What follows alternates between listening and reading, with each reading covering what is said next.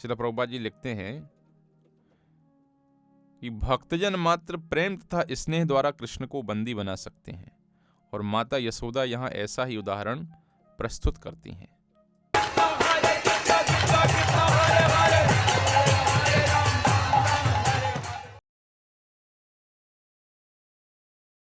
हरे कृष्णा कृष्ण कृष्णा हरे हरे, हरे राम राम राम हरे हरे।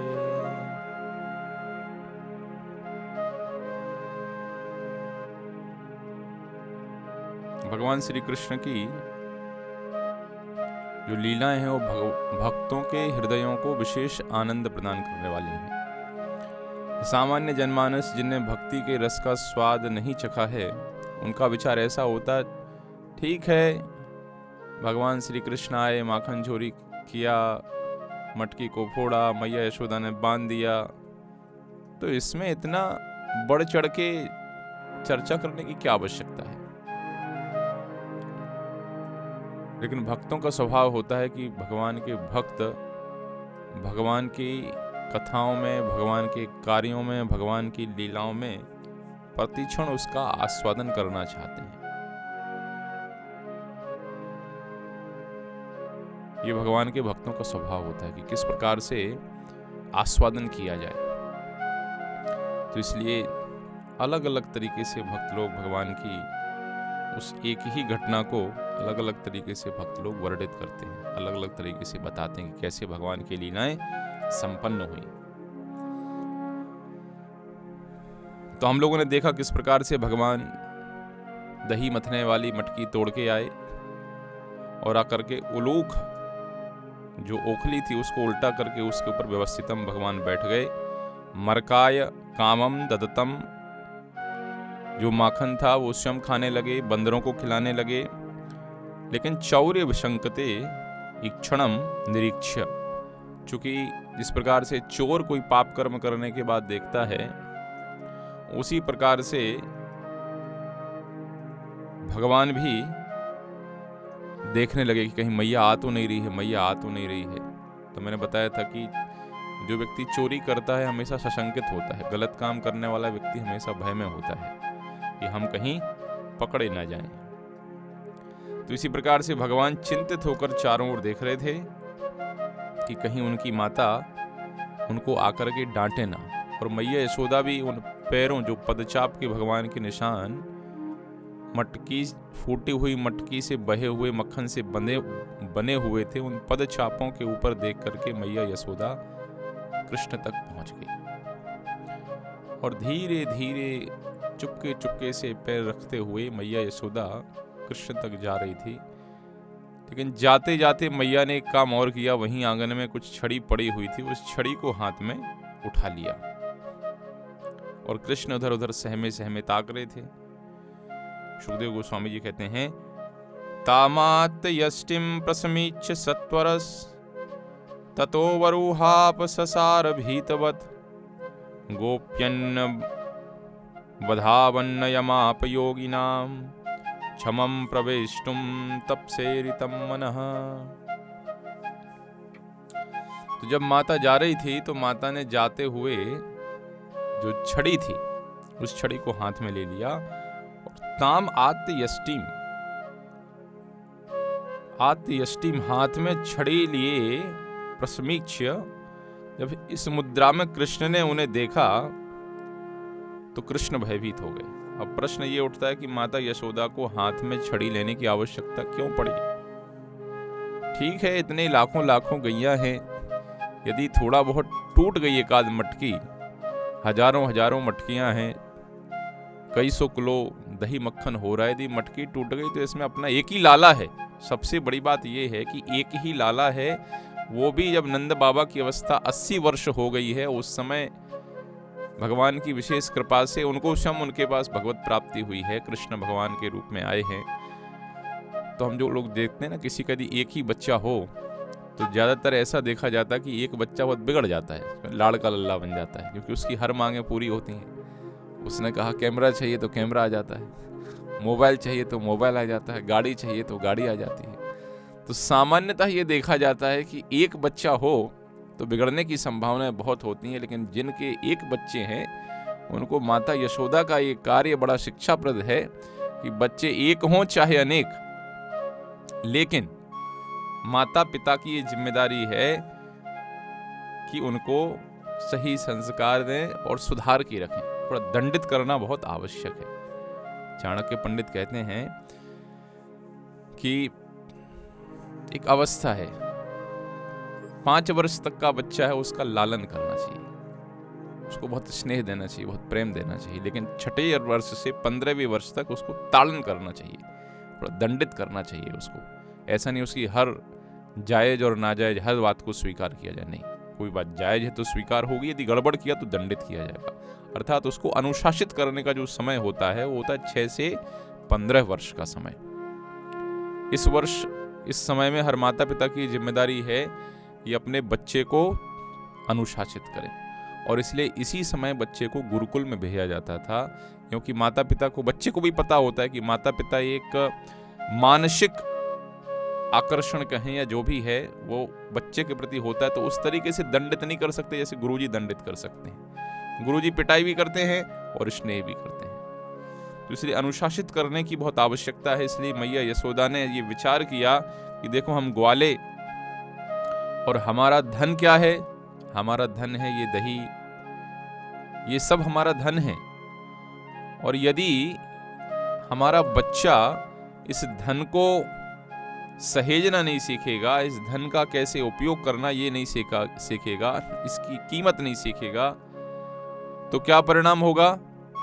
तो परिणाम ये होगा कि घर गृहस्थी इसकी आगे कैसे चलेगी। तो ये विचार करते हुए मैया यशोदा ने हाथ में छड़ी ले ली और ताम आत्त यष्टिम प्रसमीक्ष, इस प्रकार माता यशोदा को जब हाथ में छड़ी लिए हुए बालक कृष्ण ने देखा तो क्या किया? सत्वरः ततः अवरूह अपस्सार, भागने लगे कृष्ण तेजी से उतरकर। तो ओखली के ऊपर चढ़े थे, ओखली से उतरे और भागने लगे। किस भाव से भाग रहे हैं? इस भाव से भाग रहे भीतवत, जैसे बहुत भयभीत हो। ये भगवान की लीला है। शम यमराज जी कहते हैं कि उनके ही भय से सब कुछ चल रहा है। भगवान भी कहते हैं 11वें स्कंद में कि मेरे भय से ये पृथ्वी घूम रही है, सूर्य उदित हो रहा है, चंद्रमा उदित हो रहा है, सब तो भगवान के भय से अर्थात भगवान ने एक व्यवस्था बनाई है, उस व्यवस्था के अनुसार ये सब के सब चलायमान है, संचालित हो रहे, सारी व्यवस्थाएं चल रही हैं। और भगवान की इन बाल लीलाओं का विशेष आस्वादन ये है, विशेष महिमा ये है कि वही भगवान जिनके भय से सारा ब्रह्मांड चलायमान है, आज वो भगवान यशोदा मैया की छड़ी से भयभीत होके भाग रहे हैं। तो ये भक्तों के हृदयों को आनंद देने वाली और जिनके हृदय में इस प्रेम रस का, भक्ति भाव का भाव है, उनके हृदयों को आश्चर्यचकित करने वाली बात है कि ऐसा कैसे संभव है कि कोई व्यक्ति, आप हम सब ने युद्ध में देखा है, जहाँ किसी का चक्र नहीं चलता है वहाँ किसका चक्र चलता है? वहाँ सुदर्शन चक्र चलता है। जहाँ सारे अस्त्र शस्त्र परास्त हो जाते हैं वहाँ भगवान का सुदर्शन चक्र कार्य करता है। और ऐसे सुदर्शन चक्रधारी भगवान आज मैया यशोदा की छोटी सी छड़ी को देख करके भाग रहे हैं। कहां कहां भाग रहे हैं? तो पूरे अनेक अनेक प्रकार से भक्तों ने कहा, एक कमरे से, बड़ा महल था यशोदा मैया का, नंद बाबा का, तो एक कमरे से भागे दूसरे कमरे में चले जाएं, दूसरे कमरे से भागे तो तीसरे कमरे में चले जाएं, चौथे कमरे में चले जाएं, फिर तो गोकुल में उन्होंने भागना शुरू कर दिया। जिस प्रकार से भगवान शिव भाग रहे थे मोहिनी मूर्ति के पीछे, उसी प्रकार से आज भगवान के पीछे मैया यशोदा भाग रही हैं छड़ी लेके। और सारे ब्रजवासी, गोकुलवासी देख रहे हैं कि ये क्या हो गया, आज ये कृष्ण क्यों ऐसे भाग रहे हैं।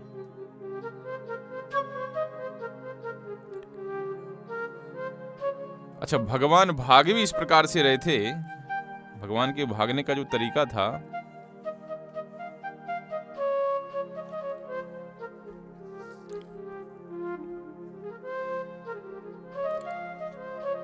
कि यशोदा मैया के मन में हमेशा ये आशा बनाए रखते थे कि अब मैं पकड़ लूंगी, अब मैं पकड़ लूंगी, अब मैं पकड़ लूंगी। श्री सुखदेव गोस्वामी कहते हैं, गोप्यन्य बधा वन्नयमाप योगिनाम क्षमं प्रवेष्टुम तपसेरितम मनः। कि योगी जन जो बड़ी बड़ी तपस्याएं करते हैं ब्रह्म में प्रवेश करने के लिए, परमात्मा के रूप में ध्यान के द्वारा उनको पकड़ने का प्रयास करते हैं, फिर भी उन तक नहीं पहुंच पाते। और यशोदा मैया साक्षात उन्हीं पूर्ण पुरुषोत्तम भगवान का पीछा कर रही हैं। न केवल पीछा कर रही हैं बल्कि छड़ी लेके पीछे दंडित करने के लिए दौड़ रही हैं। ये है भक्ति की महानता। इसलिए भक्ति का एक लक्षण है कृष्णाकर्षणी। भगवान श्री कृष्ण को ना हमारा रूप आकर्षित करेगा, कोई कहे बहुत सुंदर, ये विश्व सुंदरी है, मिस यूनिवर्स है, इसलिए भगवान इसके ऊपर बहुत प्रसन्न है। भगवान उसके सामने प्रकट हो गए। कंपटीशन हुआ मिस यूनिवर्स का, एक माताजी मिस यूनिवर्स बनी और जैसे मिस यूनिवर्स का इसकी घोषणा हुई तो देखा साक्षात भगवान श्री कृष्ण वहां प्रकट हो गए उसके सिर के ऊपर मिस यूनिवर्स का ताज पहनाने के लिए, क्योंकि ये विश्व सुंदरी है, ब्रह्मांड सुंदरी है। ऐसा कभी देखा आपने? नहीं देखा। तो कोई भी व्यक्ति अपने रूप से भगवान को आकर्षित नहीं कर सकता है। फिर देखा आप कि कोई व्यक्ति हैं, वो पूरे विश्व के अमीर लोगों में टॉप पे उनका नाम आ गया, टॉप 3 में उनका नाम आ गया, टॉप 2 में उनका नाम आ गया, टॉप 10 में नाम आ गया, तो भगवान श्री कृष्ण मुरली लिए खड़े हुए हैं, आओ हमारा दर्शन कर लो, तुम लोग सबसे धनवान व्यक्ति हो। ऐसा हुआ है? ऐसा नहीं हुआ है। तो भौतिक संसार की किसी भी वस्तु से, किसी भी भौतिक गुण से कृष्ण आकर्षित होने वाले नहीं है। कृष्ण आकर्षित होते हैं भक्ति से। इसलिए शुद्ध भक्ति की परिभाषा है कृष्णाकर्षण। इसलिए इतिहास इस बात का प्रमाण देता है कि अनेक ऐसे महान महान सिद्ध संत महात्मा हुए हैं, भौतिक दृष्टि से कुछ नहीं उनके पास। सुदामा हो, संत तुकाराम हो, नरसिंह मेहता हो, भौतिक दृष्टि से देखेंगे तो इनके जीवन में सिर्फ संघर्ष ही संघर्ष चल रहा है। लेकिन आध्यात्मिक धन उनका इतना श्रेष्ठ है, आध्यात्मिक धन इतना ज्यादा है कि साक्षात भगवान ने उनको दर्शन प्रदान किया। तो ये भक्ति की महिमा है कि भक्ति कृष्णाकर्षणी है। तो योग मार्ग है, ज्ञान मार्ग है। ज्ञानी व्यक्ति ब्रह्म में लीन होना चाहते हैं, ब्रह्म तेज में प्रवेश करना चाहते हैं। योगी व्यक्ति बहुत कठिन कठिन तपस्याएं करते हैं। सुना होगा आप लोगों ने कि ये बाबा जी ने 10 सालों से हाथ नीचे नहीं किया है, ये 20 सालों से बैठे नहीं है। कठिन हठ योगी बड़ी बड़ी तपस्याएं करते हैं। लेकिन यहाँ मैया यशोदा ने क्या तपस्या करी? कोई तपस्या नहीं करी, लेकिन उसका हृदय कृष्ण प्रेम से आप्लावित हो रहा है, कृष्ण प्रेम से भरा हुआ है, शुद्ध भक्ति से भरा हुआ है। तो ये भक्ति की महिमा है। भगवान कहते हैं कि तपस्भ्यो अधिको योगी, तपस्वी भ्यो अधिको योगी, ज्ञानिभ्योपि मतोधिकः, कर्मिभ्यश्चधिको योगी, तस्माद् योगी भव अर्जुन। हे अर्जुन, जो योगी है वो तपस्वी से, ज्ञानी से और कर्मी से बढ़कर, इसलिए आप योगी बनिए। और उसके बाद अगले श्लोक में कहते हैं कि योगी नाम अपि सर्वेषां मदगतेन अंतरात्मना श्रद्धावान भजते यो माम सा में युक्त तमो मतः। समस्त प्रकार के योगियों में से जो व्यक्ति श्रद्धा पूर्वक हमारा भजन करता है, वो योग में हमसे सबसे अच्छे तरीके से आप युक्त समझिए। ये भक्ति की महिमा है। तो भगवान के इस कार्यकलाप के द्वारा भक्ति की स्थापना होती है कि किस प्रकार से भक्ति भगवान से युक्त होने का सबसे श्रेष्ठ माध्यम है और किस प्रकार से भक्ति स्वयं भगवान श्री कृष्ण को आकर्षित करने वाली है।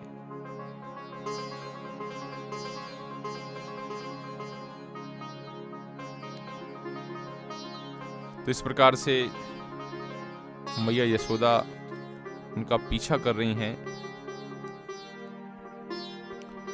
और पीछा करते करते करते करते अवंचमाना जननी बृहच्चलस श्रोणी भराक्रांत गति सुमध्यमा। तेजी से कृष्ण का पीछा कर रही हैं मैया यशोदा। वृहत चल श्रोणी भर आक्रांत गति। यशोदा मैया तो ज्यादा फिटनेस क्लब में शायद नहीं जाती थी, इसलिए उनका जो डॉल डाल था थोड़ा ज्यादा था शरीर थोड़ा ज्यादा था।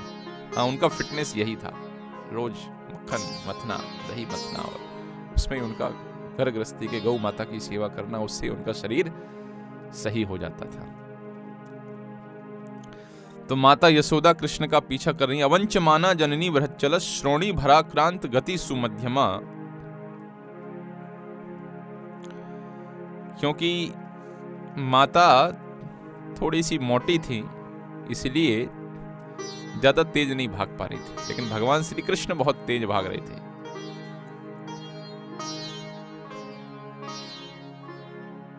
तो दौड़ते दौड़ते क्या हुआ, जवेन विस्तृत केश बंधनम, माता के जो केश थे वो खुल गए।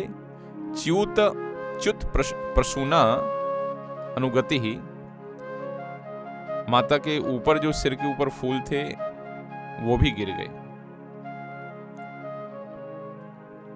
जब भगवान भाग इस प्रकार से रहे थे कि माता यशोदा के मन में हमेशा ये विचार बना रहता था कि अब मैंने पकड़ लिया। बचपन में हम लोगों ने खेल खेला है ना, वो रेडी एक खेल खेलते थे, ऐसे छूना है उसको, छुएंगे तो बर्फ पहाड़ ऐसा कुछ करके खेल होता था। ऐसे उसको छुआ तो वहीं वो फ्रीज हो जाएगा, फिर कोई दूसरा के उसको टच करेगा, स्पर्श करेगा तो फिर वो फिर भागेगा। तो सबको अनुभव उस खेल में ऐसा लगता था कि अब बस पकड़ ही लिया, और वो नीचे से घूम के ऐसे यहाँ निकल जाएगा, फिर आगे निकल जाएगा, फिर ऐसे ऐसे ऐसे होता था ना ऐसे। तो इसी प्रकार से भगवान श्री कृष्ण ऐसे भाग रहे हैं कि माता यशोदा के मन में ये बना हुआ है विचार कि मैं कृष्ण को पकड़ ही लूंगी। और वास्तव में भगवान का अपने भक्तों के साथ ऐसा आदान प्रदान है कि भगवान अपने भक्तों को निराश नहीं छोड़ते हैं। कुछ स्वाद उनको भगवत भक्ति का जरूर प्रदान करते हैं। कई भक्त लोग ऐसे आके कहते हैं, प्रभु जी शुरू में जब हम भक्ति में आए थे वैसा रस अभी नहीं आ रहा जैसे पहले आया करता था, उतना मजा अभी नहीं आ रहा है, अभी थोड़ा मजा कम हो गया है। तो ये भगवान की कृपा इस प्रकार से है कि भगवान ऐसे होता ना कि एक उसको ऐसा एक थोड़ा सा हायर टेस्ट दे देना, और वो जो रस है उस रस की याद में व्यक्ति याद करते करते करते करते करते ना उससे दूर जा पाता है, और ना अभी किसी कारणवश अभी उसको आस्वादन नहीं कर पा रहा, लेकिन हमेशा उस रस को आस्वादन करने के लिए हमेशा प्रयासरत रहता है। तो इसी प्रकार से भगवान श्री कृष्ण भाग रहे हैं। जब नारद मुनि तपस्या करने के लिए जाते हैं तो नारद मुनि की तपस्या में बैठते हैं ध्यान लगाने के लिए भगवान का, तो थोड़ी देर के लिए उनको भगवान का दर्शन होता है हृदय में परमात्मा के रूप में। उसके बाद बार बार वो प्रयास करते रहते हैं, बार बार प्रयास करते रहते हैं कि वो क्षण हमें फिर से प्राप्त हो। भगवान दिव्य वाणी आती है कि नारद इस जीवन में इतना ही। और उसके बाद नारद जो दासी पुत्र थे बाद में भगवान के महान भगवत भक्त नारद मुनि बने। तो इस प्रकार से माता यशोदा कृष्ण के पीछे पीछे भागती हैं, और भागते भागते परामर्शत अंत में कृष्ण को उन्होंने पकड़ ही लिया।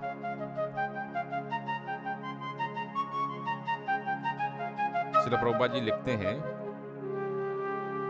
कि भक्तजन मात्र प्रेम तथा स्नेह द्वारा कृष्ण को बंदी बना सकते हैं, और माता यशोदा यहाँ ऐसा ही उदाहरण प्रस्तुत करती हैं। अतः कृष्ण इसकी पुष्टि करते हैं कि जो उन्हें पकड़ना चाहता है उसे उनकी भक्ति करनी चाहिए। भगवान की भक्ति के माध्यम से भगवान को आसानी से पकड़ा जा सकता है। और कैसे हजारों उदाहरण इस इतिहास में उपलब्ध हैं जहां भगवान ने अपने भक्तों के इस प्रेम को स्वीकार किया है, भक्तों के इस भाव को स्वीकार किया है। बहुत प्रसिद्ध घटना है माधवेंद्रपुरी की, आप सबने सुनी है। आजकल हम जिनको श्रीनाथ जी कहते हैं, नाथ द्वारा में जो विराजमान है, मूल रूप से गोपाल जी हैं। श्री माधवेंद्रपुरी जी जब ब्रज में आए तो भगवान ने उनको स्वप्न दिया कि माधवेंद्र, मैं यहाँ एक झुरमुट के नीचे छुपा हुआ हूँ। यवनों के डर से हमारे सेवक हमें यहाँ छुपा गए थे। मैं कब से तुम्हारी प्रतीक्षा कर रहा था कि कब माधवेंद्र आएगा और हमें यहाँ से प्रतिष्ठा करेगा, यहाँ से बाहर निकालेगा। माधवेंद्रपुरी ने भगवान को वहां से निकाला, गिरिराज जी के ऊपर स्थापित किया, और गिरिराज जी के ऊपर स्थापित करने के पश्चात भगवान ने कहा, माधवेंद्र बहुत समय से जमीन के नीचे था, बहुत गर्मी लग रही है, चले जाओ चंदन लेके आ जाओ। चंदन लेने के लिए माधवेंद्रपुरी जब जाते हैं, विशेष घटना घटती है। गोपीनाथ रेमुना स्थान पर पहुंचते हैं उड़ीसा में, और माधवेंद्रपुरी थे अयाचक सन्यासी, कुछ मांगते तो थे नहीं, कुछ मांगते नहीं थे माधवेंद्रपुरी। और जब वहां पहुंचे तो गोपीनाथ जी को सुंदर खीर का भोग लगता है। तो माधवेंद्रपुरी अनायासी उनका हाथ, जब संध्या आरती संपन्न हुई, शयन आरती संपन्न हुई, तो अनायासी माधवेंद्रपुरी का हाथ आगे बढ़ गया। फिर बोले, अरे बाबा ये क्या कर रहे हो? मन में उनने विचार किया, आप तो कुछ मांगते नहीं हैं। हाथ पीछे कर लिया और उस स्थान को छोड़ के चले गए। पुजारी ने मंदिर बंद किया, पुजारी अपने घर के चले गए। रात में पुजारी को भगवान ने स्वप्न देख के उठाया, जाओ माधवेंद्र नाम का एक साधु सन्यासी, उसको खीर दे के आओ। तो पुजारी ने भी उत्तर दिया, प्रभु सब बांट दिया हमने तो, पटबंद करने के पहले, संध्या आरती के पहले सब बांट दिया। बोले नहीं नहीं, जाओ, हमारे पीछे एक रखा हुआ है खीर का बर्तन। पुजारी रात में गया, भगवान का मंदिर खोला, देखा तो भगवान के पीछे एक खीर का बर्तन, मिट्टी का बर्तन रखा हुआ था। पुजारी ने वो बर्तन उठाया, बर्तन उठा करके, अरे माधवेंद्र कौन है, माधवेंद्र कौन है, माधवेंद्र कौन है, ऐसे आवाज लगा रहे थे। माधवेंद्रपुरी अपने भजन में लगे हुए थे। हरे कृष्णा कृष्णा कृष्णा हरे हरे, हरे राम राम राम हरे हरे। माधवेंद्रपुरी ने कहा, बताओ बाबा क्या बात है? बोले, ये भगवान ने आपके लिए खीर भेजी है। भक्ति भाव, भगवान को जो आकर्षित करने वाली बात है वो है भगवान का भक्ति भाव। और माता यशोदा इसी भक्तिमय भाव से कृष्ण को पकड़ने के लिए प्रयासरत थी, ना कि किसी दंड देने के भाव से। और परिणाम क्या निकला? परिणाम ये निकला कि परामर्शत यशोदा मैया भगवान को पकड़ने में सफल हो गई। अब जब मैया यशोदा ने पकड़ लिया